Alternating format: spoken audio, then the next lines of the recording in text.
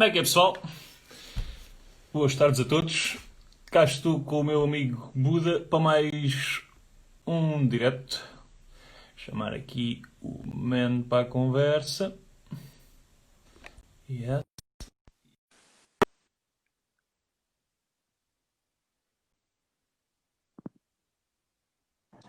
Estou?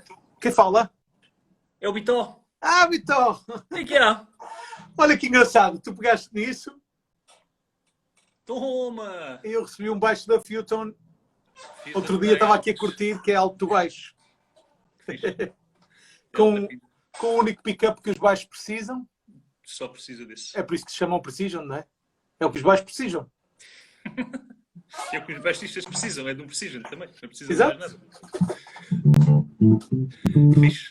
Estamos aqui, sendo assim, com uns instrumentos que o Paulo nos enviou para dar uns toques.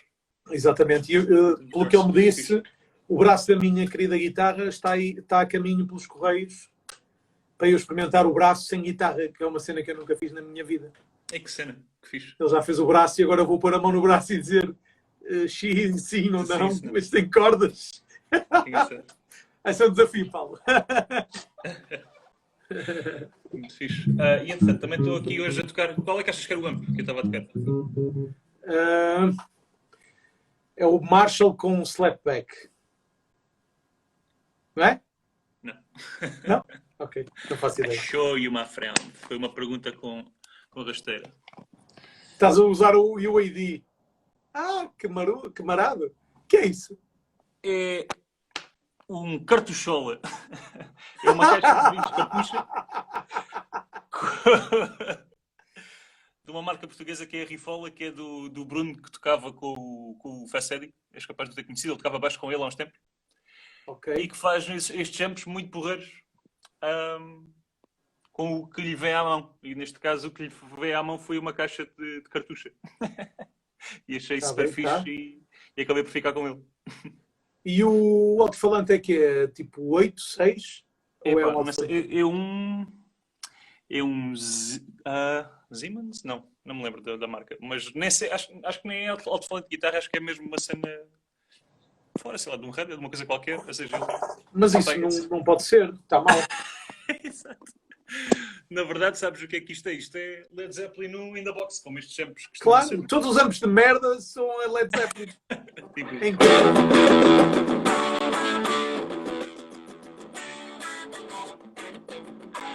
Está cá tudo. Sabes porque é que eu disse que era o Marshall? Por te fazer lembrar esse tipo de som, né? Não, porque não tinha reverb. Ok. Eu sabia que se ligasse a outro ou qualquer um dos outros ia estar encharcadinho em reverb. Exato. Por acaso faço questão de não ter muito reverb no Marshall quando toco com ele, mesmo para isso, mesmo para fugir da cena. Por acaso até tenho aqui nesta taleirazita o Fender. Tenho aqui o Fender. Isso é válvulas? Esse amp? O cartuchola? O cartuchola é válvulas? Não. Eita, não dá. Está mal. Exato. Não. É um circuito super, super simples. E é fixe. Então estou aqui rodeado de cenas made in Portugal. Hoje. Eu tinha pegado no baixo porque hoje tínhamos decidido falar de algumas cenas de pegar nos assuntos. No último episódio nós estivemos a falar de o que é que as 5 coisas que nós gostaríamos de ter sabido mais cedo. De certa forma é isso, não é? E tínhamos decidido hoje falar sobre algumas das coisas que gostaríamos de ter sabido mais cedo, aprofundar um bocadinho, até se calhar for mais técnico. O que é que era? Tens a tua lista aí à mão? Não.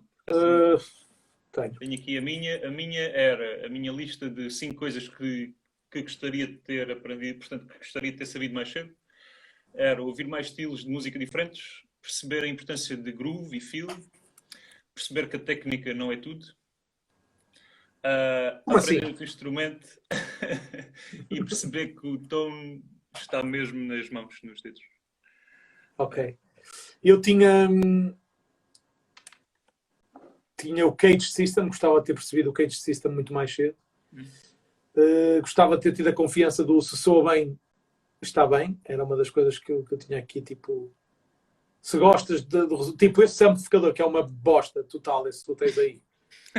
Se gostas do que ele soa, ele já não é uma bosta, já é uma cena altamente. Ou seja, não tem que ser hi-fi ou puro, ou aquele gajo usar ou outro usar, para ser fixe. O que interessa é que te sirva a ser. Eu tinha aqui o som é da tua responsabilidade e não do técnico. É uma maratona, não um sprint. E não vale a pena comprar barato. Yes. São os meus 5 pontos. Concordo com todos e a certa altura devo ter caído nessas parrelas todas também. Umas não são as parrelas, umas são só... Pronto, simplesmente não são bastantes. Não? Uma questão uma tal questão do catch system. Não? Eu, por exemplo, uma das coisas que normalmente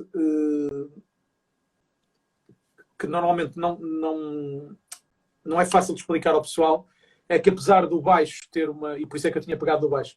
Apesar do baixo ter a mesma escala e a mesma... Tudo que uma guitarra, não é a mesma coisa tocar baixo que tocar guitarra. Ou seja, eu não me considero um baixista, apesar de gravar montes de cenas de baixos para as minhas ideias, mas não me considero propriamente um baixista, porque não groove da mesma maneira que um baixista. Eu consigo sacar notas e fazer coisas, mas um bom baixista, como o Carlos, por exemplo, faz cenas muito mais fixes do que eu mesmo que pego nas minhas linhas. Isso faz-me lembrar aquela história que eu ouvi muito essa frase, não sei se tu ouviste também quando começaste, que é o quem toca jazz toca tudo. Exato. Ouviste também isso, não? Claro. Pois. E é a mesma ideia. Quem toca guitarra toca baixo. É tão mentira como a frase do quem toca jazz toca tudo. Tens que estudar o instrumento, tens que estudar a linguagem, tens que estudar a maneira de tocar. E eu tenho isso com a guitarra acústica. Eu não me considero um guitarrista de guitarra acústica, também por isso. Tenho as mesmas cordas, mas é outra cena, é outro instrumento. Não... E uma das cenas que gosto para caraças de fazer, e agora que o Paulo mandou este baixo ainda mais, eu tinha aqui o meu Ibanez, aquele tipo SG que é short scale, que também é fixe. Este é mais baixo, né? Mais tipo baixo. Mas uma cena que eu faço muito é usar o baixo direto ao amp de guitarra. Gravar um baixo com um amp de guitarra, que não é tão baixístico, mas é mais fixe. E usar os tones e tudo, foram cenas que eu demorei para caraças a fazer. Quando eu comecei a tocar, não havia nenhuma explicação disto. Não havia ninguém que te dissesse usar os volumes, usar tones, E normalmente, quando cortas o tone, sou sempre pior. Sou sempre mais baixo, sou sempre menos definido. Até tu entendes que isso é uma cena fixe, né? Que se calhar é isso que estás à procura. Demora algum tempo. Eu na guitarra confesso que uso pouco o tone. Realmente uso muito pouco o tone. Mas ainda vou usando de vez em quando. E agora tenho usado mais, cada vez mais. Tenho estado a entender algumas cenas que gosto no tone. Mas normalmente eu sempre toquei no calor da batalha, como dizem os americanos. Portanto, nunca tive muito tempo para estar a experimentar, porque era sempre a valer. Ou estava a tocar ao vivo, ou estava a gravar. Nunca era uma cena muito livre de experimentar, porque não tinhas tempo. Se falhasses, estava mesmo mal. E agora que tenho estado com as jam sessions e que tenho tocado mais por causa do canal, tenho experimentado um monte de coisas, e em casa, dar aulas em casa com amplos fixos e tudo. Tenho estado a fazer um monte de coisas desse género, tipo a tocar soft com o tom um bocadinho cortado. Queres fazer um boost de solo, sobes o tom. No fundo, aquele pedal do Brian, que tu até tens já vem um bocadinho nessa linha de pensamento, que é usar o amp no máximo do que eu vou querer e tirar daí, em vez de pensar num pedal ou em tudo que eu faça para acrescentar, penso em retirar. E isso ajudou muito a jam sessions a tocar só com uma guitarra e amp, ou seja, eu só consigo estipular o meu máximo, porque eu não tenho pedais, portanto só consigo saber que isto é o máximo de distorção que eu tenho. Agora, se quero limpo, tiro volume e baixo, mas tem que ter ali as texturas a caminho daquilo, não é? Tudo que está entre o limpo, o overdravezito, o overdrive mais sujo, o fuzz quase, não é? E o baixo para mim era um mistério, a cena do tone. Nunca sou... Havia muitos sons que eu não curtia nada, tipo este baixo todo aberto, né? Mas se cortares o tone... Estás ligado aqui ao Blues Junior, para aí, não? Não, ao Transatlântico. E tenho curtido essas cenas e a cena do groove, de falarmos de uma das coisas importantes ser o groove. A cena do baixo, para mim, que eu curto para caraças, é estar em loop no tipo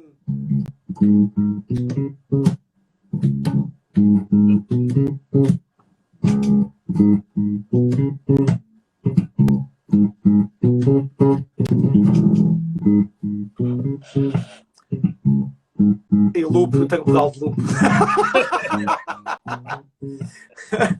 Mas curto para caraças esta cena de É mesmo fixe.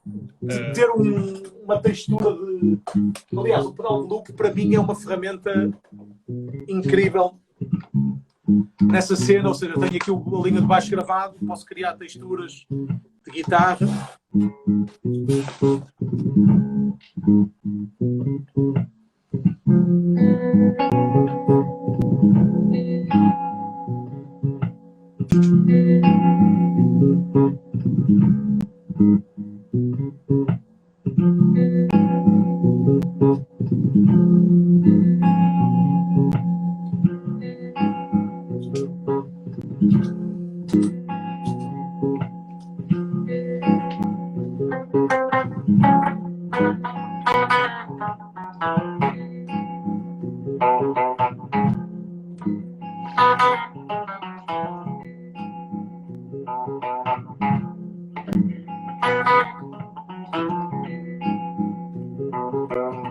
A cena da repetição, a força que a repetição tem na música, o arranjares um lick.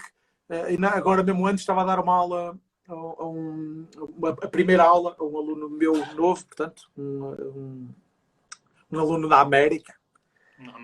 Da América, sabes que a América é muito melhor, os alunos de lá são muito melhores que os portugueses. Não tem nada a ver. Outro andamento, pá.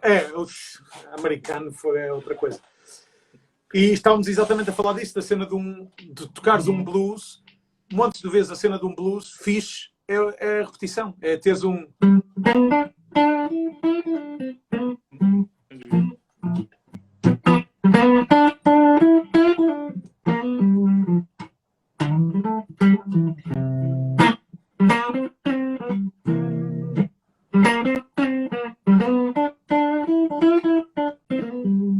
Quando tu vais outra vez à frase que já tocaste, mesmo que estejas a improvisar, o público tem uma sensação de... O ouvinte tem uma sensação de... Eu conheço isto. Exato. Ou seja, estás outra vez em terreno familiar, e estás a desenvolver uma linguagem em vez de fazer 850 mil coisas possíveis sobre aquele tema que se calhar não são tão relevantes, não é? E eu acho que essas coisas que fui aprendendo ao longo do tempo, gostava de as ter aprendido mais cedo. E tu? Vossa Excelência. Por falar em repetições e coisas, já é a terceira ou quarta vez que falo deste livro, mas nunca acho demais, que é o tal livro do James Brown, do No Orb Smash. No Orb Smash.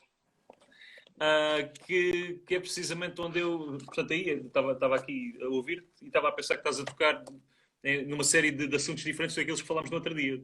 Em perder um instrumento diferente, portanto, em o som estar nos dedos e não no amp. E o que é que falaste mais? E portanto, no groove e no feel, né? Aí há pouco tempo falaste nessas cenas todas. E por acaso, este livrito tem-me ajudado muito nessas coisas todas. E também, e pronto, o James Brown era o rei dessas partes repetitivas e obstinato de guitarra, de baixo, de bateria, do que fosse. É mesmo fixe tanto ouvir a música. Primeiro ouvir a música dele, né? Nem o tal erro que eu cometi de comprar livros primeiro e depois é que eventualmente iria ouvir a música. Portanto, acho que primeiro ouvir a música, mas este livro é mesmo muito porreiro de se ter. E pronto, acho que podíamos ir falando aqui ponto por ponto, aprofundando um bocadinho mais no fundo, né? Queres começar por algum em específico? Olha, tenho aqui algumas perguntas. Kay Cambenley pergunta porque é que eu deixei de usar a M9. Eu não deixei de usar a M9. Hey Kay, I didn't stop using the M9. It's on one of my pedal boards. Não sei porque é que ele tem esta ideia. E outro, que o Rui pergunta o que é barato. Quando eu falei de barato, não vale a pena comprar barato. O que eu quero dizer barato... Essas perguntas aqui. Não? Há muita coisa que me deve estar a passar aqui ao lado. Anyway, desculpa. Temos bué de perguntas para cima, enquanto eu estava a falar, temos aqui bué de perguntas. Mas o que eu digo comprar barato é aquelas cenas tipo... Vou-te dar um exemplo. Claro. O Ditto Looper toda a gente conhece, não é? E depois eu penso, eu dou aulas em casa e havia uns tempos em que o pessoal podia sair à rua e não sei o quê. Era uma altura diferente. E eu trabalhava noutro sítio que não em casa. E estava em casa, às vezes dava aulas em casa, outras vezes dava aulas no estúdio. A maior parte das vezes dava aulas no estúdio. Algumas vezes dava aulas em casa. Em casa não tinha loop. Como eu dou aulas por Skype, preciso de um loop station para... Vou encontrar aqui o meu bag of tricks. Preciso de um pedal de loop para poder exemplificar algumas cenas, tipo isto que falei agora, de tocar por cima do groove, repetição, tocar como é que uma melodia soa em cima de uma harmonia, porque eu dando aulas por Skype não consigo tocar com os meus alunos ao mesmo tempo, por causa da latência. Não é?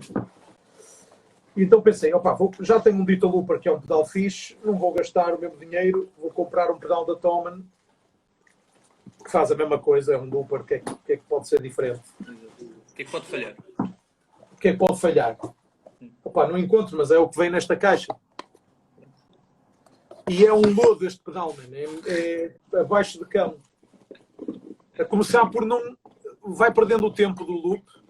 Boa. À medida que vais usando, ele vai mudando o tempo. Fixe. Se fizeres mais loops, ele estraga os anteriores todos. Lá estás tu, meu. Começam a ficar fora de tempo. E então aquilo que falas do grupo... ajudar a tua criatividade, meu. Olha, é tão bom que não o encontro. Está para aqui guardado. Ajudar a tua criatividade e ainda por cima mesmo mal agradecido. Pois, tem essa verdade. E pronto, este pedal custa tipo 30 e tal euros e o Ditto Looper custa 90, ou 60, ou 70. E eu fui feito parvo, ainda agora, comprar o baratucho, a pensar que é exatamente a mesma coisa e não é. Pronto. Outro dia mandei vir um pedal da Moore também, um equalizador, que deve ser a mesma coisa, é barato, deve ser igual ao Boss. E não é, porque os sliders funcionam assim, nada, tudo, nada. Ou seja... Pronto, há cenas que não vale a pena. Há outras cenas que são incríveis as baratas. Portanto, nem sempre o caro é mais fixe, né? Como é lógico. Claro. Mas há coisas que não vale a pena. É aquela história que contei a semana passada de quando era chaval, comprei um amp assim mais fixe e mais caro e então achei que ia ter um grande som de guitarra só por ser... Né? Achei que o som estava todo ali e isso seria o inverso da questão que estavas a falar. Né? Sim, exato. E pai, montes de vezes, e tu sabes disso, eu em estúdio uso montes de vezes amps baratos, foleiros horríveis, para ter aquele som foleiro horrível, porque um amp fixe não soa assim. Soa de outra maneira, não é? E cada coisa no seu lugar, não é? O Magic Stratis é o pedal que não presta, deve ser tipo o pedal que não presta, e o pedal que não presta vai para... Ele está a dizer, o pedal que não presta, nem o gajo que está a tocar. Ok. Está bem, se calhar é isso. Se calhar é mais longe. Nunca pensei que alguém pudesse duvidar do meu talento. Exato. Eu, pelo menos, não duvido. É assim, eu acho que está mal. Para mim, só pode ser o pedal. Nunca pus em causa o meu tempo. Eu podia exemplificar aqui. Se eu encontrasse o pedal, exemplificava de como ele grava bem. Como ele é fixe, não é? Está aqui. E é bem parecido, ainda por cima. Não comprem esta merda. Lembro-me de ver uma vez um carro, um gajo tinha um carro e pintou isto no carro. Não comprem esta merda.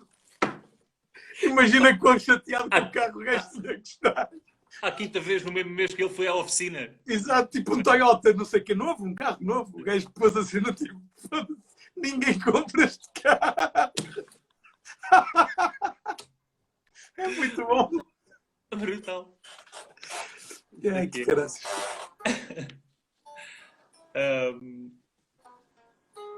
Vais exemplificar aí a cena, é? Com isso? Não, tinha que o ligar, dá muito trabalho. Caga Não nisso. vale a pena outra vez. Deixa lá.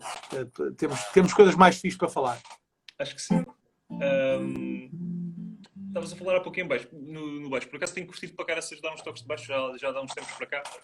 Também muito nessa onda e muito para praticar o groove e o feel. E lá está. Eu acho que meti este ponto em cima da mesa na semana passada, mas que ao tocares outro instrumento,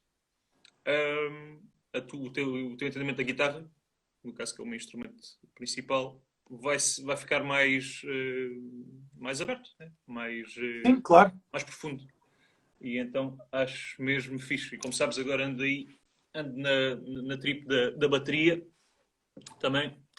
Ando até a ter aulas com o Nick e agora hoje chegou-me este livrito aqui, muito castiço mesmo. Ringo Starr. Rats Ognir. Rats Ognir. Rats Ognir. Seltaeb.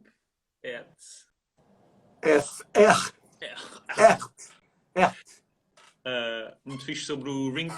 Muita gente não curte o Ring e eu adoro o Ring. Deve ter a ver com eu gosto do Lord of the Ringo.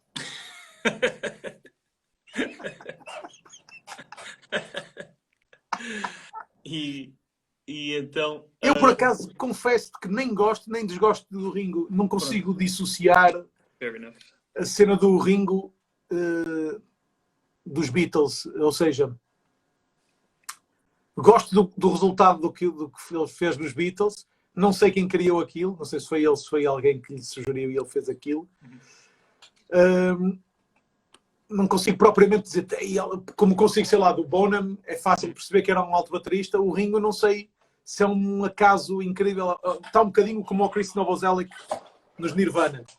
Tipo, não sei muito bem se o gajo era mesmo fixe ou só sabia fazer aquilo e aquilo correu bem nos Nirvana, mas se calhar tirado dali, aquilo não era nada, estás a ver? É difícil de discernir. Bom, eu acho que portanto, a cena mais a favor do Ringo que se pode dizer é que ele tocava para a canção sempre. Não tens uma cena que seja um show-off, não tens uma cena que ouças a bateria e que digas, isto está aqui, está a mais ou não pertence. Sim, mas é isso que eu digo, isso é uma característica dos Beatles, todos eles faziam isso. Todos tocavam para a canção, sem dúvida. Todos tocavam, nenhum era grande, virtuoso dos seus instrumentos e todos faziam cenas incríveis. Sim. E pronto, acho mas no fundo eu acho que é isso que queres no mínimo de toda a gente que toca um instrumento, é isso, né? No mínimo, né? É que sim, são músicos que sim. É que toquem para as músicas e que sirvam aquilo que têm à frente, no mínimo. Para mim isso é a definição de músico. Diz? Essa para mim é a definição de músico. Ou seja, para mim um músico é um gajo que toca música. Depois há um instrumentista. Não, é que são duas cenas diferentes. Há gajos que tocam bem um instrumento, mas não são músicos. Sim. São instrumentistas ou pronto, manipulam bem aquele instrumento. Outra cena é tocares com um gajo que vem e que te traz uma riqueza brutal ao tema, mesmo não fazendo puto. Mesmo, sei lá, olha, o meu pai toca baixo e não é um grande tecnicista, nem nada que se pareça, mas tem uma cena tipo, toca um lá solto e tem um som do caraças, estás a ver? É uma cena, tem uma magia, um som old school, mesmo fixe, não sendo um grande tecnicista. Portanto, as coisas não são necessariamente... Lá está, estamos a bater no outro ponto, num dos meus pontos, que era a questão da técnica não ser tudo, né? E neste caso, por exemplo, na bateria, eu sei que nunca vou ser um baterístico, né? Então faço questão de passar o meu tempo há coisas básicas que tenho estado a ver agora. Há coisas que tens mesmo, é como aprenderes guitarra, queres aprender guitarra blues e tens que saber a escala pentatónica, né? Nas 5 posições. Convém, né? E então eu estou a tirar algumas coisas dessas do caminho. Já aprendeste aquele gajo que é bué de chato? Há um gajo que é na bateria que é muito chato, que é o Diddle, que o pessoal está sempre a pedir para parar. Para, Diddle!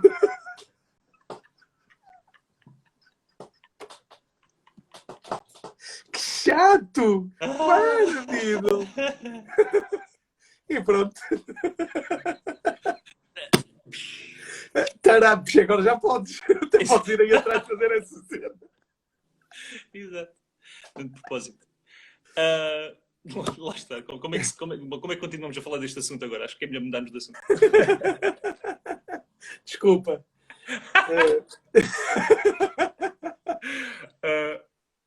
Olha, toca lá em um groove aí, chaval. Um groove poeta louco. Troca lá um groove aí, ó, para a malta dançar um bocadinho. Olha, por exemplo, uma cena que eu demorei algum tempo a perceber e que tive uma eureka do caraças foi em 2004.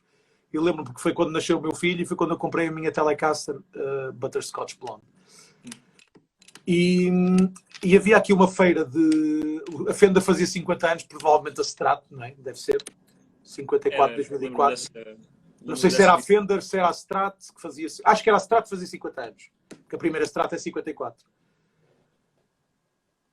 Não é? A Fender é 40, é isso mesmo. 51, uma cena assim, não é? A primeira é 54, 54 Strat. É.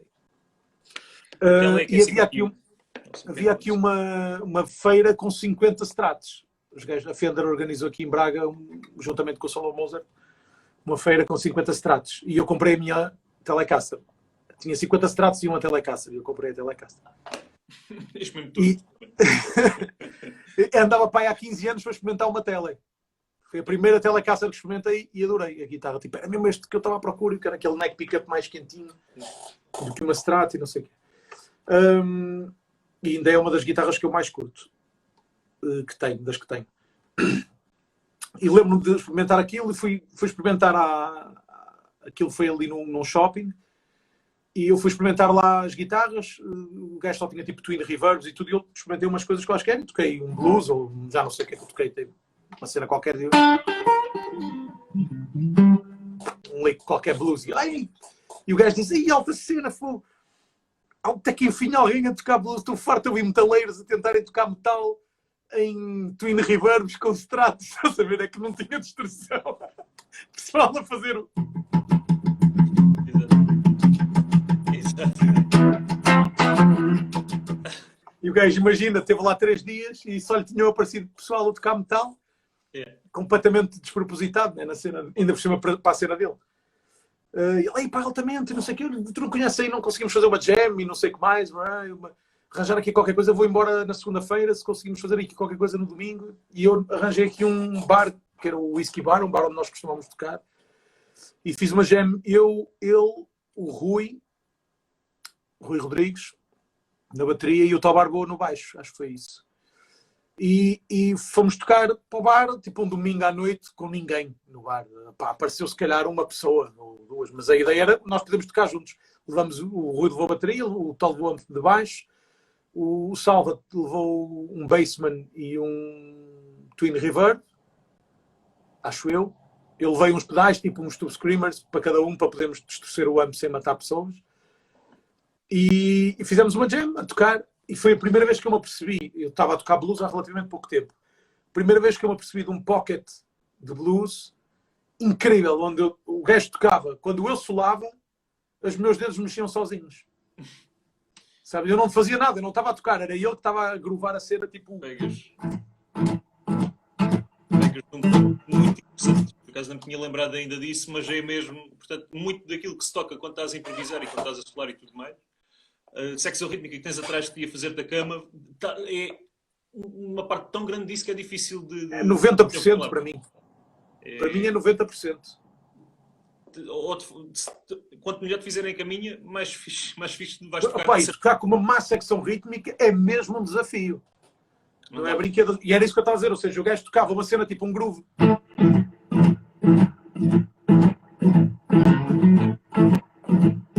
E não mexia, sabes a cena? Quando eu nessa altura tocava blues para aí, tipo...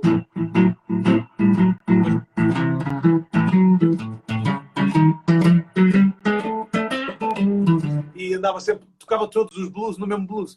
Eu lembro perfeitamente, foi nesse momento...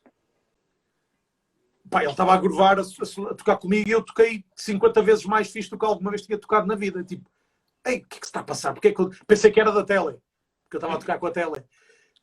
Pensei, tipo, esta guitarra tem mesmo que ter esta guitarra, mas não era. a combinação de cena com ele e o que ele fazia. Ou seja, o Rui tocava comigo já na altura, o Tó tocava comigo. Portanto, isto é a gênese de Buda Power Blues. O Rui tocava comigo em Red House Blues Band, que era a minha banda anterior. O Tó estava a tocar comigo naquilo que viria a ser Buda Power Blues. Ainda não era, mas acabou por acontecer. Isto foi para aí em setembro e Buda Power Blues começou em dezembro, novembro. Portanto, já estava ali uma gênese do que ia acontecer. Eles já tocavam blues comigo há muito tempo e não tocávamos assim. O Salva é que, ao tocar, ao grovar assim, fez toda a gente tocar de outra forma. E a cena da repetição do groove, se estás a tocar um blues. E outra das coisas que eu aprendi também nessa altura é a cena de tocares a groovar.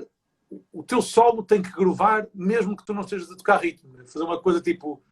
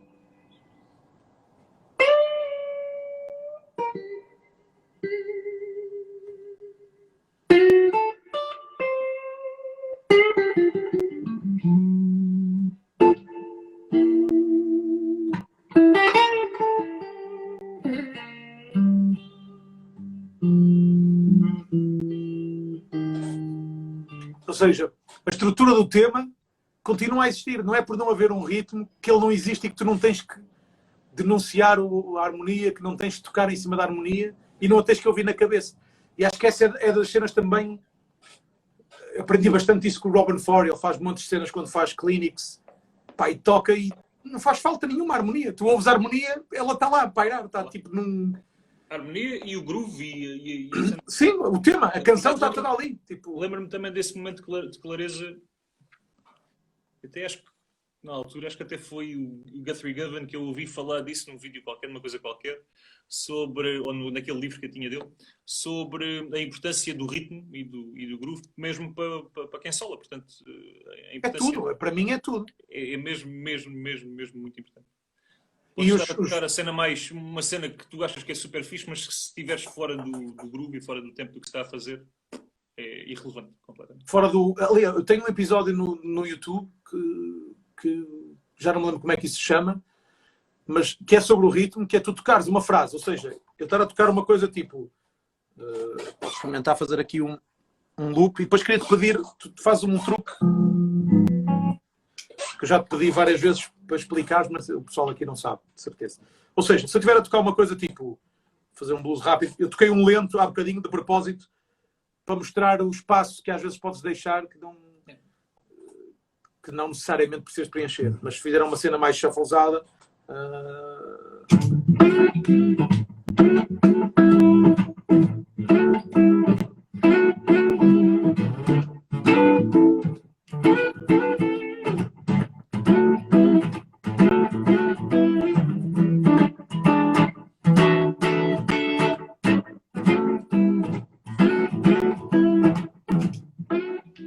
se eu estiver a tocar isto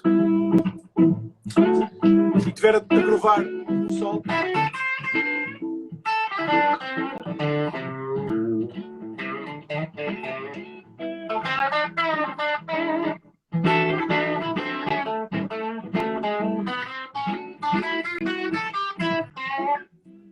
é uma cena.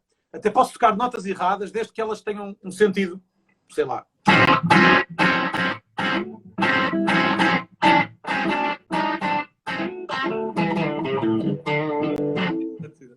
Funciona na mesma.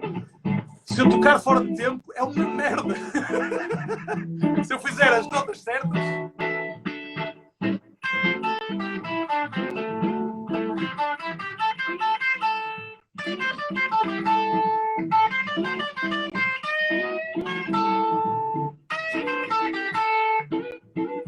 É só o tempo que as notas estão...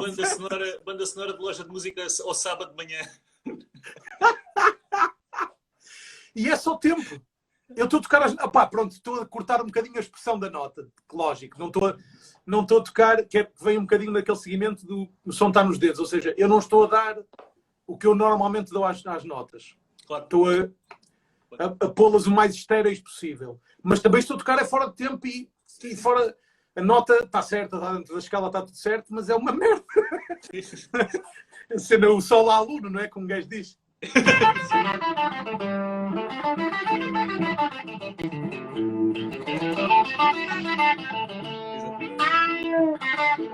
Mas também há isto desafinado, né?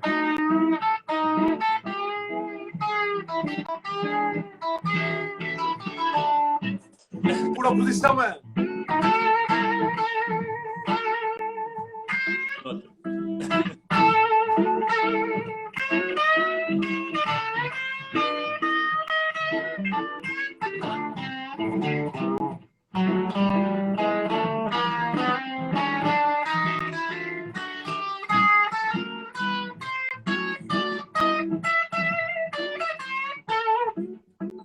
Ou seja, isto demorou-me algum tempo a perceber o que é que era. Eu sempre gostei de entender as cenas, tipo, porque é que eu estava a dar aulas e porque é que este gajo está a tocar as notas certas e isto não soa nada. Yeah. E muitas das vezes tem a ver com esse feeling, com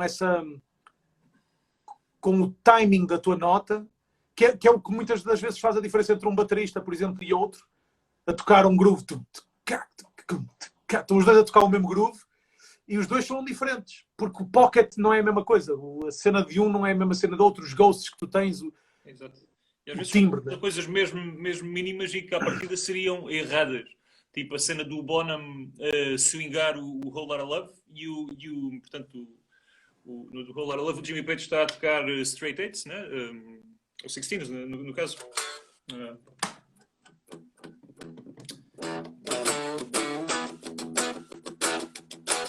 E o Bonham está a swingá-las. Sim. Que é uma cena fora.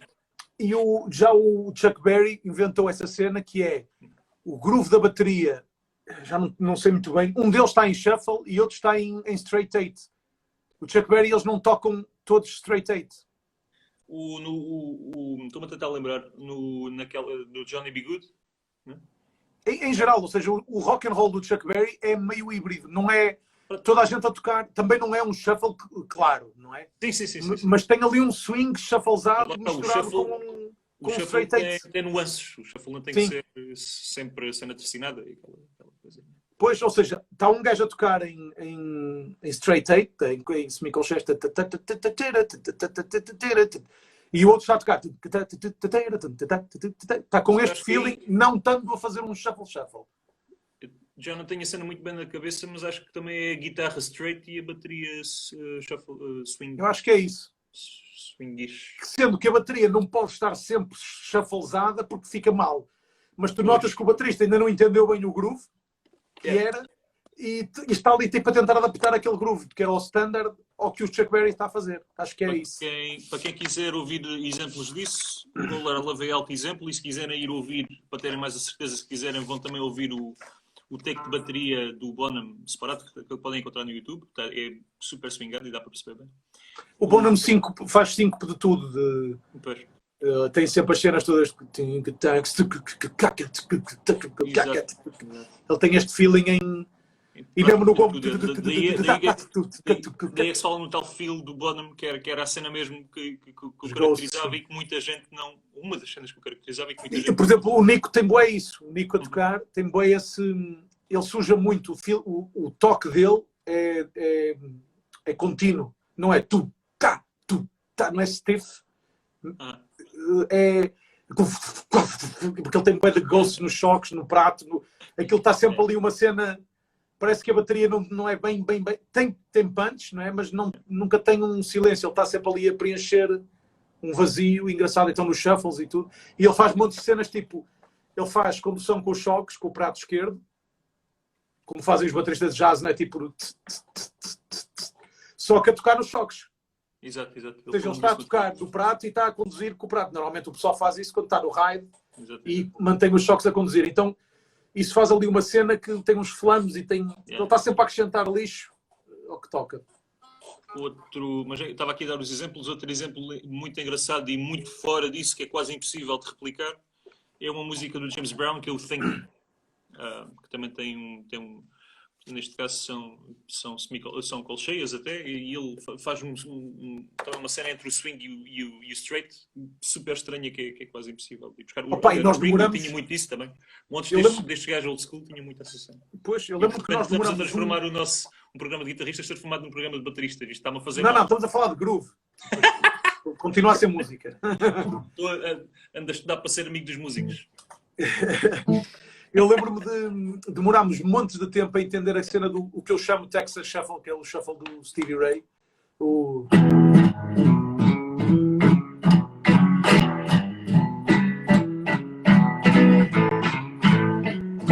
Que é diferente.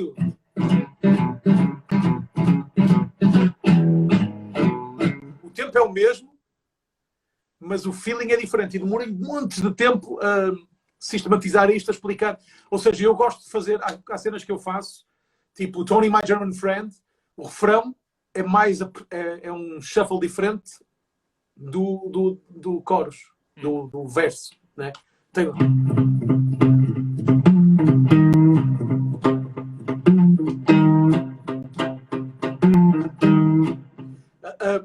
Não é o tempo que muda, é a urgência da cena. E no fundo tem a ver com... O shuffle tem sempre uma nota no tempo e uma nota que antecede o tempo. É a forma que eu vejo a coisa, né? Uma semicolcheia ou uma nota que está ali, tipo às vezes é quase uma ghost, que está antes do tempo. Tens o tempo que é o forte e tens o cata. E isto pode ser tercinado, pode ser uma colcheia com ponto, pode ser uma semicolcheia. Estes três feelings é que mudam muito o feeling da coisa. E depois a nota longa, ou seja, um baixo numa cena bluesy. Ia fazer com a guitarra, mas tenho aqui um baixo.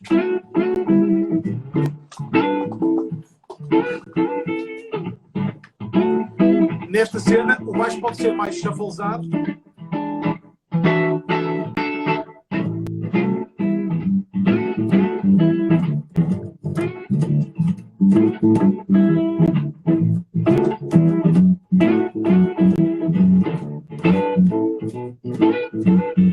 Mais happy, pode ser mais swingado, que é mais walking bass, não é?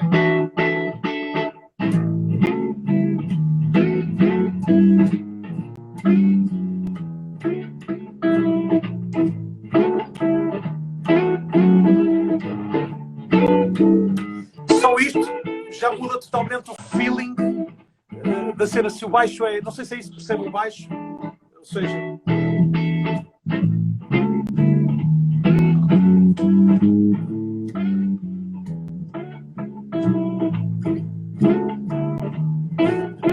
Ou...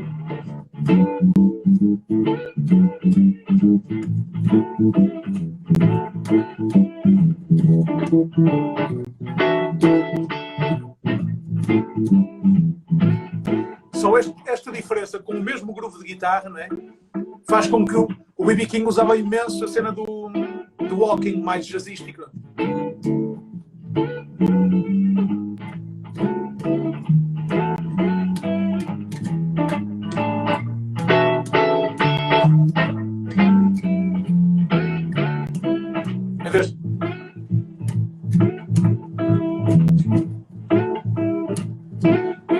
Então, às vezes, só estas micro nuances que é o que a nota dura, se estás a fazer só semínimas ou se estás a acrescentar um groove shufflezado, tens milhares de hipóteses que te fazem solar diferente, né? Quando um gajo tem um baixista a solar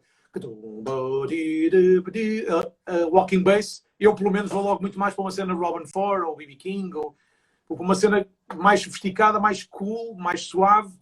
Se tens estou logo muito mais no Albert King ou numa cena mais Albert Collins ou mais garriona, como tu dizes, não é?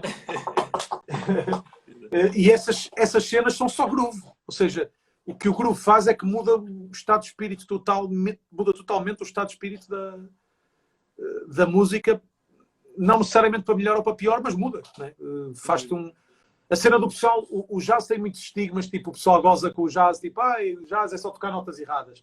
E o metal também tem muitos estigmas, que é, o metal é só destruição e palm muting. Mas um gajo que não sabe tocar metal, que não tem linguagem de metal, também não toca um cu de metal. Já me aconteceu, já vi isso ao vivo e a cores, e foi mesmo mais um momento de clareza. Enquanto estudava em Londres, tínhamos 2 disciplinas de performance, portanto, com banda por semana. Portanto, 2 aulas por semana dessas de performance. E uma delas era só mesmo de secção rítmica, só mesmo trabalhar guitarra, baixo, bateria, sem voz. Tinhas que saber a estrutura do tema, tinhas que tocar o tema do início ao fim. E chegou um certo dia em que tínhamos que tocar Motorhead e Pantera. Motorhead e Pantera. E aquela malta do jazz e da cena toda... Acabou. Não há hipótese. Nada. Zero. Os bateristas andavam loucos já à procura de... A escola tinha alguns pedais duplos para emprestar à malta, para praticar. Andavam loucos já à procura de pedal duplo para praticar, para conseguir praticar a cena de Pantera. E os guitarristas, vias logo quem é que cresceu a ouvir aquela cena e quem é que não fazia ideia da linguagem, nem do timbre, nem pois, do opa, tudo são... Eu acho sempre essa cena. Não há estilos menores, não é? Não há estilos tipo, este é fácil de tocar. Pá, é fácil, tenta tocar. É como a cena do B.B. King. O B.B. King não tem nada que saber, em teoria, não é? Mas não sei porque é que nunca ninguém se indagou, tipo, B.B. King é bem básico. Porque é que não há outro B.B. King? Porque é que no meio de 1 milhão de músicos de blues há um B.B. King que toda a gente conhece? E porque é que é difícil realmente até de emular a cena dele? É isso. O que é que ele tem? Ele tem que ter alguma cena. Tu podes não entender, podes não ter chegado lá. Eu, por exemplo, tenho isto com a Amália. Não entendo a cena da Amália. Não entendo o hype da Amália. Mas é a Amália. Por alguma razão, ela tem aquele lugar, aquele pedestal. Né? Não é... Eu é que não entendo. É que ainda não cheguei lá, não estudei aquilo, não percebo a lógica. Mas, por alguma razão, ela é consensual em todos os gajos que gostam de fado. Toda a gente tem a Amália numa alta consideração. Né? Eu não entendo... Ainda não me apercebi da cena, não consigo apreciar a cena. Mas no metal tens essa cena, porque é que os Metallica são os Metallica e tens os Metallica aqui, assim, deixa lá ver o meu máximo, aqui, e a outra banda está, portanto, eu tenho a outra mão, ok? A outra banda seguinte no metal está aqui. Não é? É que os Metallica já são iguais aos Rolling Stones ou aos AC/DC, a minha mãe sabe quem são os Metallica, a tua mãe sabe. A minha avó, se calhar, também saberia. Alguma coisa eles fazem que os outros não fazem, né? Alguma cena, alguma ciência aquilo tem. Aliás, os Metallica até são aquela... Isto agora numa parte mesmo, mas até são aquele exemplo engraçado porque a malta mais velha, as nossas avós, por exemplo, pensam que é a música da Metallica. Ou seja, deram um nome a um estilo. Exatamente. E deu outro nível. Pois, é isso. Alguém perguntava aqui... que baixo é isto? Isto é um baixo feito em Portugal. É um Fewtone feito em Leiria. Bué da louco. E a cabeça é isto. Pick-up Precision. Simples. E o Vitor tem uma guitarra da mesma marca. Curiosamente, por acaso, se combinássemos, não tínhamos feito isto. A tua guitarra tem algum cheiro diferente? Um cheirinho bom de madeira, de acabada de fazer. É? O meu baixo tem... Este aqui tem o meu. O baixo que eu tenho aqui, é meu. olha o Paulo aqui a ouvir a conversa e já... Exato, Paulo. Oh, caraças. Oi. Oi. Não. Ele a mandar-me já e-mails e o caralho. Isto era só emprestado.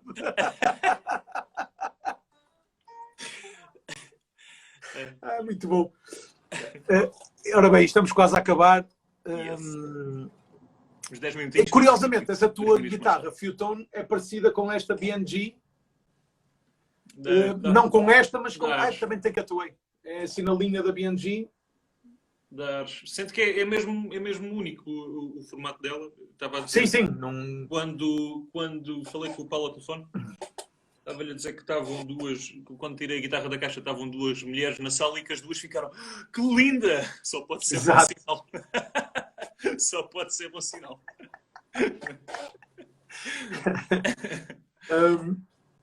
Isto nós também... Olha, eu queria te perguntar uma cena que ainda não entendi. Tu fazes uma cena que eu gosto para caraças, que é meio Eric Johnson Bonamassa Baranches, que é aqueles Schwindler. Bué de rápido. E eu ainda não percebi, de certeza que há... Eu acho que é só velocidade, é só força. É só tocar de força. Mas acho que tem aí uma cena qualquer, tipo, em 5 ou uma cena assim, não é? Tu fazes uma descida tipo em 5 notas. Olha, por acaso essa de 5 já aprendi há relativamente pouco tempo. Que será? Deixa lá ver se ainda não. Olha, agora nem me está a sair. Não, mas portanto o que estás a referir é este tipo de coisas, não é? São 6? Não, isto são os Em 100 oficinas. ou não?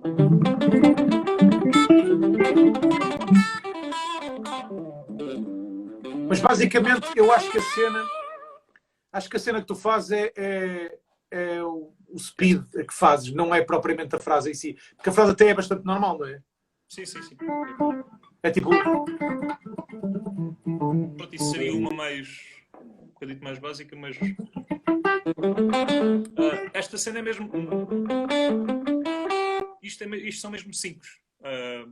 Apanhei um bocado o hábito de fazê-las mesmo há pouco tempo. Portanto, acho que se calhar o que estavas a falar seriam outras coisas que agora não me... É esse. É descida. Eu acho que é só a figura rítmica que tu usas e não tanto o fraseado. Tocas para infusas ou uma cena assim. Se estiveres no tempo da música, não é? Não estás a usar colcheias nem semicolcheias, estás a usar a figura seguinte. Exato. Lhe dá uma... Eu faço muito a cena do... sei lá, se estiver a tocar se estiver a tocar uma coisa deste género...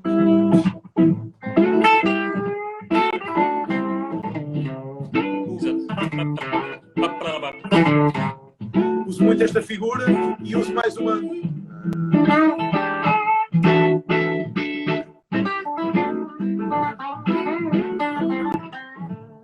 Uso mais uma cena que é... São 6, não é? É uma sextina, não é? No fundo. Uso mais uma... em vez de ser uma rápida, uso uma lenta. Que não é uma lenta, mas a sextina dá-lhe uma sensação de estar atrasado. É uma sextina dentro de um shuffle, portanto... Para o pessoal que achava que nós ainda não tínhamos ido mesmo ao fundo. Sextina dentro de um shuffle. Isto é mesmo... Dig deep, man. Mas por acaso já me tinhas feito essa pergunta uma vez até num workshop aí em Braga. E eu já na altura te disse, e a verdade é que foram muitas horas de roda desta cena. Eu não consigo tocar isso. Eu não consigo tocar esta cena. Não há assim grandes atalhos para isto. Mas tem que se estudar, é isso? Como assim? Não há um pedal que faça essa merda? Exato. Pedal digital, digital. Não, para fazer isto tem que ser a válvulas. Ele tem que ser a válvulas. Pois, sim, mas estás a fazer... Por isso é que tu não consegues. Pois, agora por isso, agora neste tempo... É isso, já bem me parecia. Afinal isto está... Afinal o material... Não, mas é daquelas coisas que é mais fácil de fazer quando estás realmente a selar por cima de alguma coisa rítmica, precisamente. Sim, porque tu usas isso não tanto como... Olhem para mim que eu estou a tocar bem de rápido. É bastante nesse sentido, mas não só. Olhem para esta técnica bem complicada, o Papa Gigs. Exato. Mas tu usas isso como uma... Quase como usas a mesma... Quase como o Albert Collins usou. Tem o mesmo efeito que é aquela cena de... Tu nunca usas isso tipo... Infinitamente. É um momento, é um break dentro do que estás a fazer.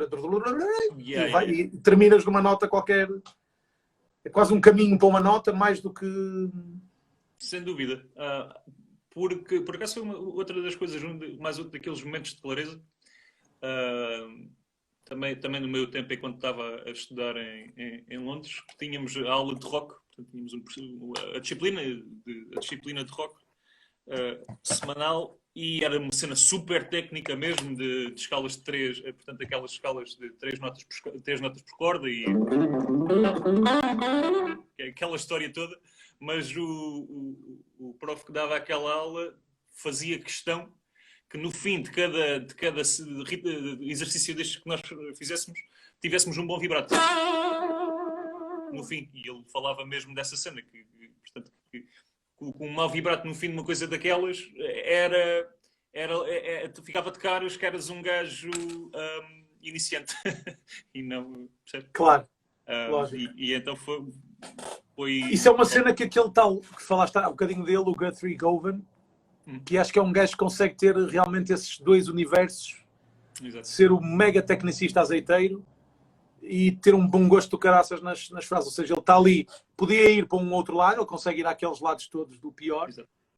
mas depois tem a cena, tem alto som, tem alto fraseado, consegue ser bluesy, funk, groove, né? Consegue ter um timbre super cool, mas depois tem uma técnica estapafúrdia. Inacreditável. Exato. E lá está, é um desses gajos que tem a cena toda de Clapton. Ele então tem uma cena de Clapton mesmo. Ele era o gajo que... B.B. King, de tudo, das cenas roots, mas que toca tipo... Soa mesmo, aquilo não é um copycat. Não, vês que foi a escola, a base dele está ali. Tem muita piada essa cena. Só depois com a técnica pai do Satriani, do Steve Vai, ou até do Petrucci, ou caraças. Talvez até mais do que esses gajos todos. É mega... É uma cena doida mesmo. Completa. Vi um vídeo dele sobre bendings aqui há uns tempos que é super interessante. Cena de usar os bendings fora do sítio clássico dos bendings da guitarra. Ou seja, usar os bendings numa pentatónica tipo... Usares um bending. Nesta guitarra não dá, ou pelo menos com os meus dedos. Usar os bendings do indicador para o dedo 3 e não do dedo 3 para a frente, não é? Ou... Usar esta guitarra difícil que tem de 0 a 10, com o dedo 1 não consigo. Usar os bendings não convencionais, não é? Dentro de um shape de uma escala, que acabas por ter acaba por te dar um fraseado diferente, não é? Eu lembro quando aprendi tipo o solo do One, que começa logo com um bending da primeira para a segunda, que é uma cena estranhíssima, não é?